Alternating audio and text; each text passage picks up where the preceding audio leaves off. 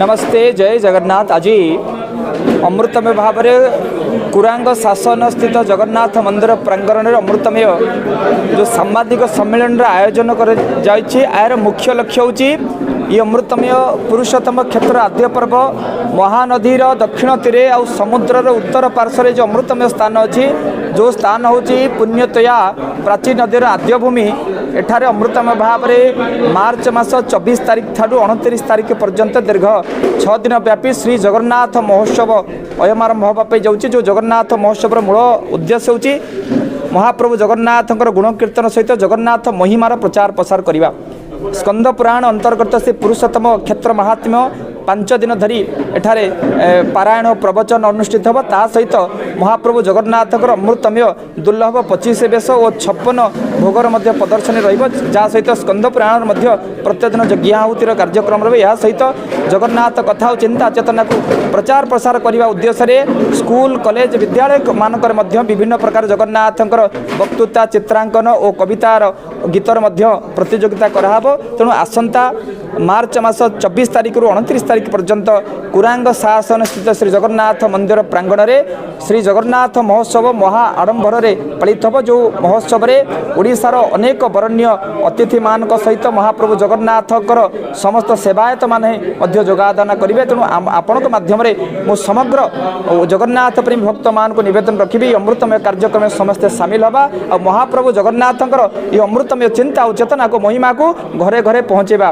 कारण आज ओडिया गोटे ओडिशार गोटे युवक जानीपारुनी इठी देवस्नान पूर्णिमा कौन अक्षय तृतीया कौन श्री गुंडीचा कौन आम समस्ते जगन्नाथ माटी जन्म होकर पाश्चात्य सभ्यता को अनुकरण कले। आज पाश्चात्य सभ्यतार प्रभाव में ओडिया संस्कृति जगन्नाथ संस्कृति ओडिया साहित्य आज अवक्षय होगा जाऊँगी। तेणु जदि जगन्नाथ चिंता और चेतना स्कंद पुराण को आम घरे घरे पहुँचेबा ताले जगन्नाथ संस्कृति प्रचार प्रसार हम ओडिया माने निजर ओडियात्व को बुझीपारे। तेणु आपण मान माध्यम ये जगन्नाथ संस्कृति उज्जीवित करने प्रत्येक जिले में जगन्नाथ महोत्सव और स्कंद पुराण को आम घरे घरे पहुँचा। नमस्ते जय जगन्नाथ।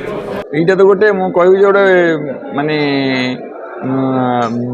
भल प्रयास मु प्रथम धन्यवाद देवी युव जागृति मंच को जो युव जागृति मंच ना देइछन्ती प्रकृत जदि से मंच जाग्रत हम से समाज से युवपीढ़ी जदि जाग्रत हो आमर कौन सनातन धर्म प्रचार और प्रसार करने दरकार पड़ोनी कि कार सहारा ने भी पड़ोनी। आपण मैंने मु कहबी जे जदि चतुर्थ स्तंभ आपण मैंने तो मु युव जाग्रत मंच को कहबी जे चतुर्थ स्तंभ आपण मैंने पंचम स्तंभ कहीं आम जो युवपीढ़ी जदि आम सनातन धर्म आम महाप्रभुंकर जदि प्रचार प्रसार करने दरकार पड़ुची आठू हीन जिनस कौटा ना कहीं आम प्रभुंकर जदि प्रचार प्रसार करने गोटे प्रयास करुचे प्रयासटा को धन्यवाद देवा किंतु प्रचार प्रसार करवा मत कहीं कहीं ठीक लगुनि। किंतु आम युव समाज को प्रथम जाग्रत करवा जे हे युव समाज ये युवपीढ़ी तुम्हें प्रथम जाग्रत हो आम प्रभु विषय चार प्रचार प्रसार कर तापर आम चतुर्थ स्तंभ जो आम कहूचे मीडिया भाई मानू से कहवा तुम्हें आउ टिके आगू को नहीं प्रचार प्रसार कर। देखु जगन्नाथ महोत्सव आम परिकल्पना लास्ट 2 वर्ष है आम चेष्टा करूँ करने जहाँ हो जगन्नाथ अशेष कृपारू आज आम एकाठी आ पूर्वर आम 2 थर बैठक सारी सारी आमर उद्देश्य है जगन्नाथ संस्कृतिर केमती प्रसार प्रचार ठीक से हो पार। एठी आम जो मार्च 25 रु 29 रखीचु जगन्नाथंकर 24 दुर्लभ 24 बेश 56 भोग जगन्नाथंकर सेवारे जो माने अछंती विभिन्न ब्रह्मचारी हूँ जोगी हूँ साधु सन्त आम सहित योगदान करेंगे ये कार्यक्रम आम मार्च रे रखीचु। यहाँ नखरारू आम जो आज्ञामाल पाइबू पुरी मंदिर आसो सेठू आमर ये आप कुरांग शासन जो प्रोग्राम हम से आम साधु सन्त गोटे सम्मिलन हम से प्रोग्राम कराई। तेणु यहाँ परी गोटे भव्य भाव में करम आज कार्यक्रम यहाँ कथा रखी।